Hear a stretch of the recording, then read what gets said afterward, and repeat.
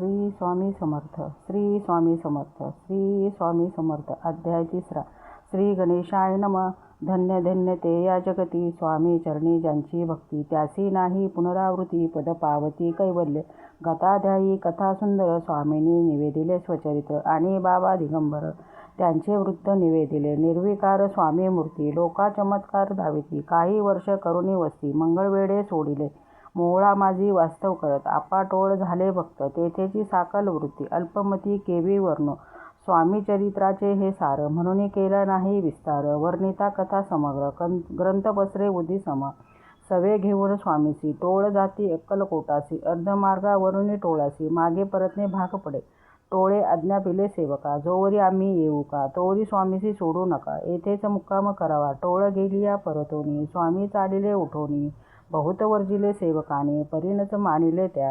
तेथून या निघाले, अक्कलकोटा प्रती आले. ग्रामद्वारी बैसले, यतिराज स्वेच्छेने. तेथे एक अविंद होता, तो करी तयाची थट्टा. परी काही चमत्कार दाखवता, महासिद्ध समजला. पूर्व पुण्यस्तव निश्चिती. आले चोळापाचे गृहपती, स्वामीसी जाणून ईश्वर मूर्ती. चोळापा करी आदर, चोळापाचे भाग उदेले. यतिराज गृहासी आले, जैसे कामधेनू आपण बळे. दरिद्राच्या घरी जाये, पूर्व पुण्य होते गाठी. म्हणून घडल्या या गोष्टी, झाली स्वामी राज भेटी. परम भाग्य तयाचे, धन्य धन्य तयाचे सदन. जे स्वामीचे वास्तव स्थान, सुरवराजे दुर्लभ चरण. तयाच्या घरी लागले, योगाभासी योग साधिती. तडी तापडी मार्गी श्रमती, निराहार कितीक राहती. मौन धरिती किती एक, एका चरणी उभे राहून. सदा विलो किती गगन, एक गिरीवगरी बैसून. तपचर्या करिता ती, एक पंचाग्नी साधन करीते. एक पवना ते बक्षिती, कित्येक संन्यासी होती. संसार अवघा सोडोनी, एक करीती कीर्तन. एक मांडिती पूजन, एक करीती होम हवन. एक षटकर्मे आचरिती, एक लोका उपदेशती. एक भजना माझी नाचती,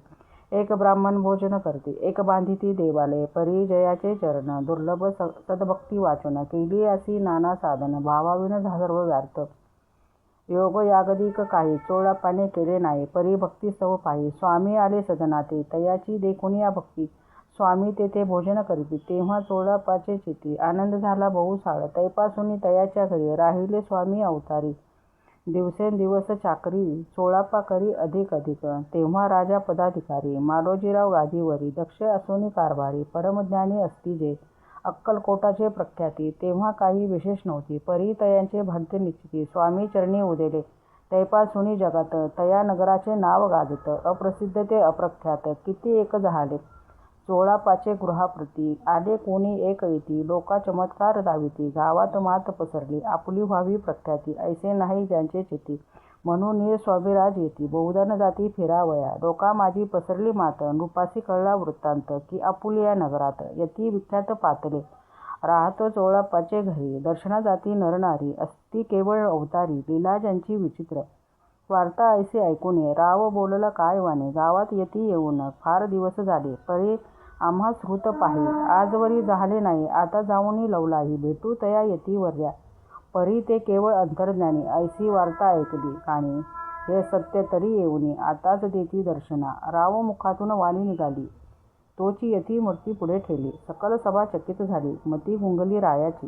सिंहासनाखाली उतरून राव घाली लोटांगण. प्रेमाश्रूने भरले नयन, कंठ झाला सदगीत. धूळ घातली मिठी चरणी, चरण धुतले नेत्राश्रूनी. मग तया हस्तकी धरुणी, आसनावरी बैसविले. खून पटली अंतरी, स्वामी केवळ अवतारी. अभक्ती पळून गेली गिरी, चरणी भक्ती जडली ते. सकळ सभा आनंदली, समस्ते पावले वंदली. षोडश पुजारे पूजिली, स्वामी मूर्ती नृपनाय. निराकार आणि निर्गुण, भक्तासाठी झाले सगुण. तयांच्या पादुका शिरी धरून, विष्णू नाचे ब्रह्मानंदे. स्वामी चरित्र सारामृत, नाना प्राकृत कथा संमत. प्रेमळ भक्ती परिसोत. तृतीय अध्याय गोडा. श्री स्वामीराज प्रणमस्ते. इति श्री स्वामी चरित्र सारामृत, अक्कलकोट नगर. अध्याय 3 समाप्त. श्री स्वामी समर्थ. श्री स्वामी समर्थ. श्री स्वामी समर्थ.